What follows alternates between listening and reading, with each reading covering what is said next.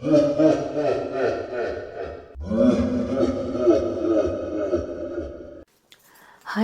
this is Mel from Bangle Whisper. I hope all of you are doing awesome. Happy Halloween to all of you since Halloween coming close. And I hope all of you are going to enjoy a lot during Halloween.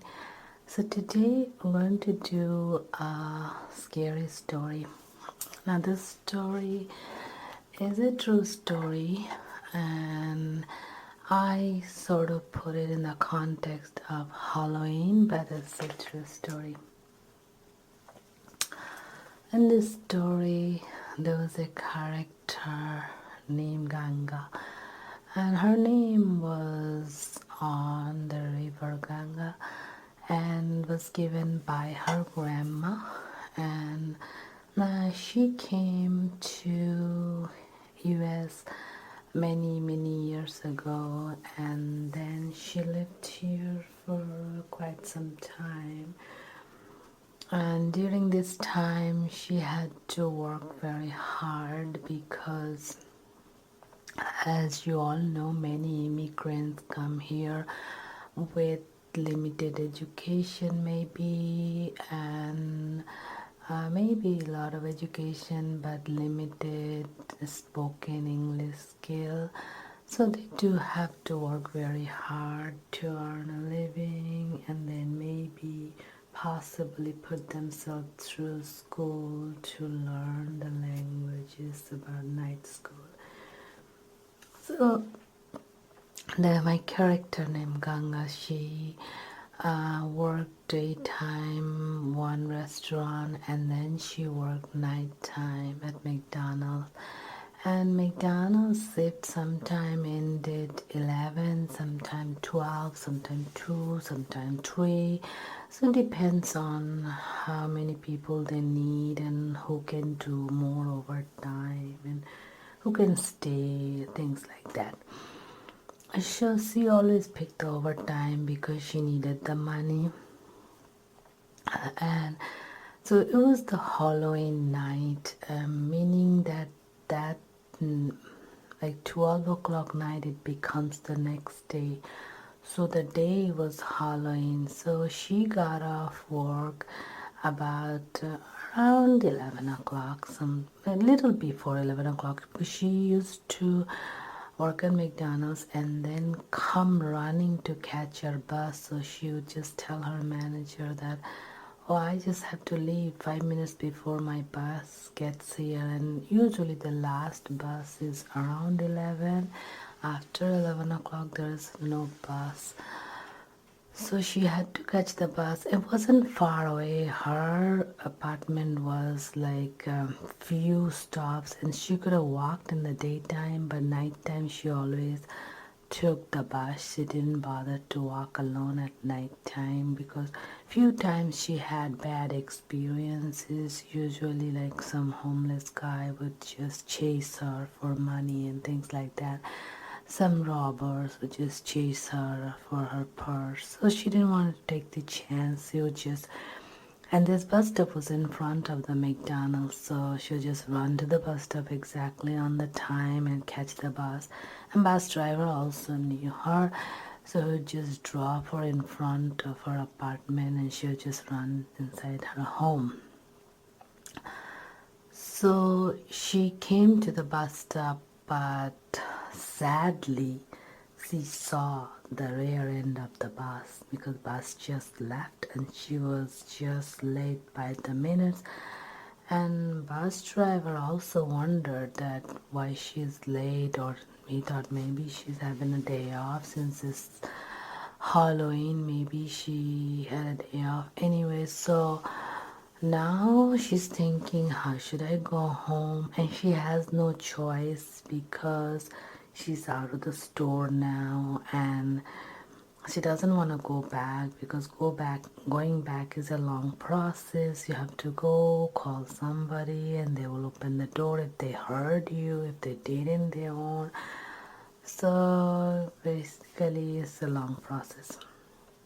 Usually nighttime there's one person, So one person is taking orders, filling the order, sometimes going downstairs to the storage to get things. So that person might not even hear her calling. So she thought that best thing for her to do is just walk and just pray and walk. And so she started walking even though she was really, really scared. Now, to a little bit the back of the story is Ganga's husband was very sick and he passed away. Wasn't far long, he passed away about a year, and then she had to even work more 2 jobs, but luckily her son was big, so he took care of himself. He had a job and he paid his own bills and lived in his own apartment, so she didn't have to worry about that. So as he was coming, she saw from a tree there was this shiny thing. It was like a shiny big balloon kind of thing. It was a little bit, could be a little bigger than a balloon, but it looked small from far away, but could be bigger.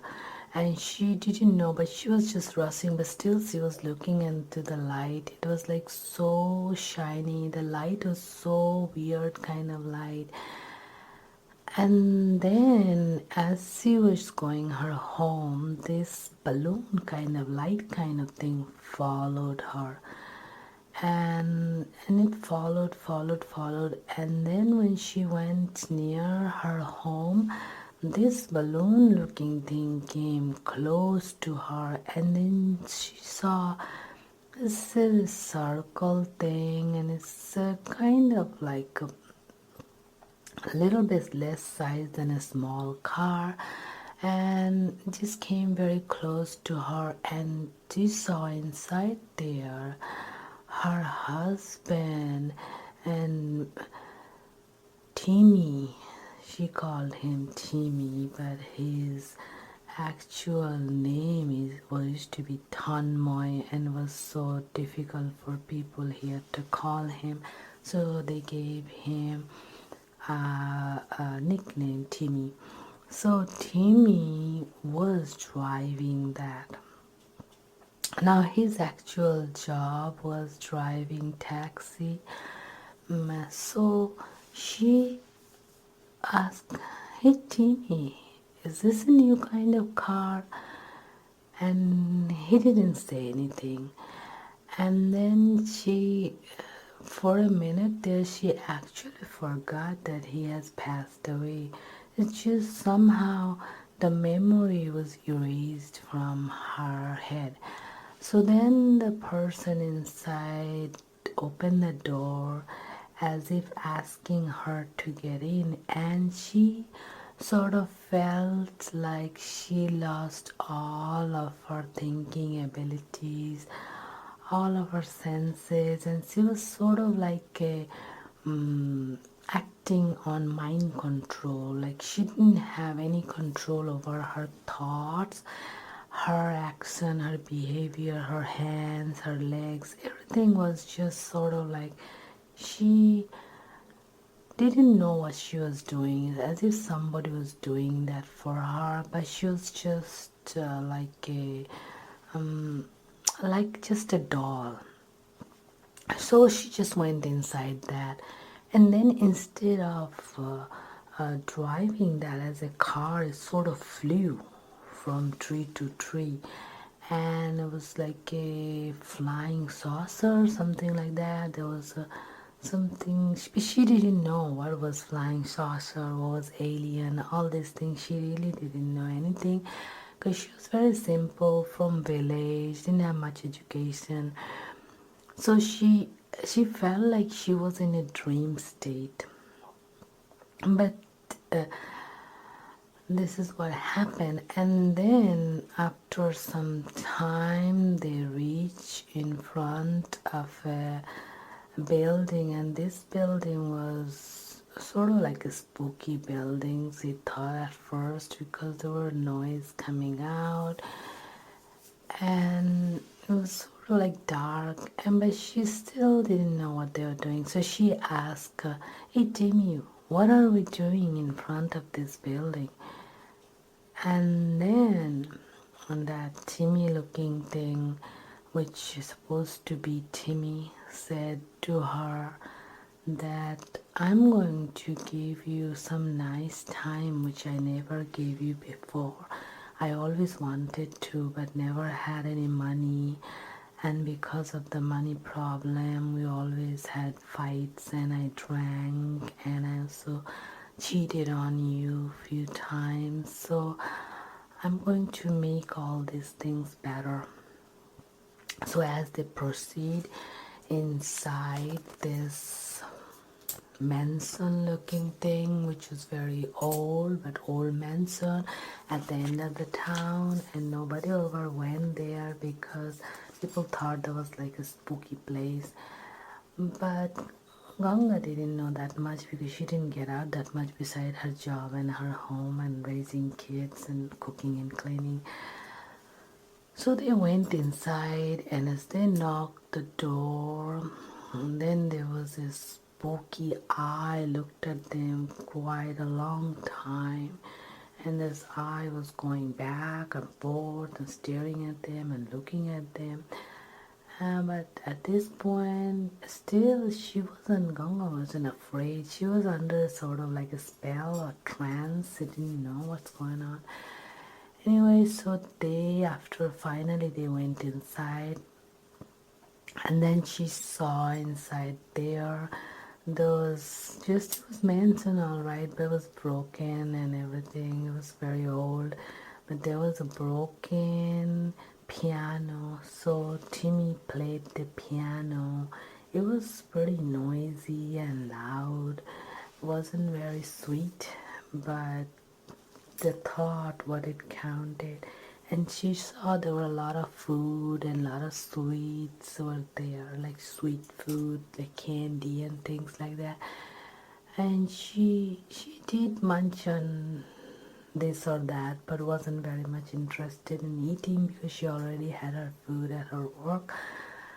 And then she and Timmy sat down, and Timmy seemed to sit a little far away, and he said to her that she can't really touch him. And when Ganga asked why, then Timmy's answer was, it won't be nice. She might have a bad experience. So she didn't touch him. But she still was confused whether he's dead or alive. Anyway, they talked and they walked and they sang and they had some more talk, and after that was almost like becoming to be almost like morning. And then Timmy said, let me drop you to your home because I have to go to my work. And Timmy usually went to drive taxi during morning hours. So Ganga is still thinking Timmy is alive because that's how he seemed like. So anyway, he took her on that same flying saucer kind of car where she sat down, it flew instead of riding, and she went on it, and Timmy dropped her in front of her apartment. And then when it was like 5 a.m., and she went inside, and she was still very tired and under a lot of trance, like she didn't know what's real, what's dreamy state. And then she just took off her uniform and went to bed. The next morning she woke up, and then she was supposed to be at work around 3 o'clock, and she remembered a little bit of it, what happened, but she didn't remember it totally. And then when she went to her work and she started remembering, and then she realized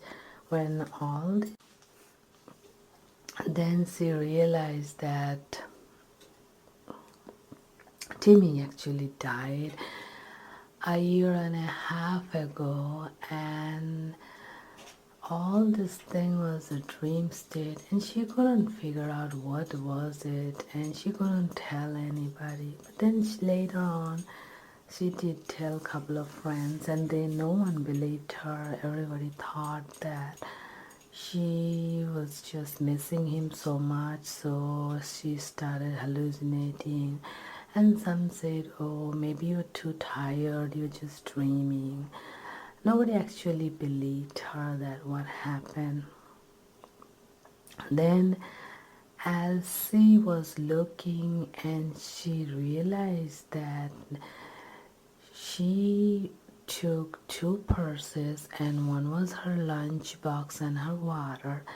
And when she went with Timmy, and then she came back later, she brought back only one purse, and her lunchbox and water is still into that broken down mansion. So she took her son and couple of his friends and her friend, and they all walked down to the spooky broken down mansion. And as they went in front of it, the door was open, and inside was a lot of broken down things. And out of that, they were still making fun of her, like, why did you bring us all the way here? Do you think really your purse is going to be here? And did you really think that you really came in a flying saucer, flying car to here to have a date with your dead husband? While everybody's making fun, that time Ganga's son Jojo found it and said, Mom, is this the bag are you looking for? And the bag was on a broken table and chair near a broken piano. And she said, yes. And they were all so shocked. And she took the bag and they all went home, their own home, of course. But nobody ever could figure out that how her bag went to that location without her going there, and how all this could be true, how Timmy actually came and picked her up on a flying car, and how she actually went, sat down and talked to him, and they talked the whole night and spent the night together as a date. And then Timmy dropped her off in the morning. This whole thing was like a dream, but it was true at the same time because her lunchbox and water bottle was found at that place. So this is just something beyond explanation, but that was the story. So thank you so much. Don't forget to like, subscribe, comment and share, and I'll see you with many more. Bye bye.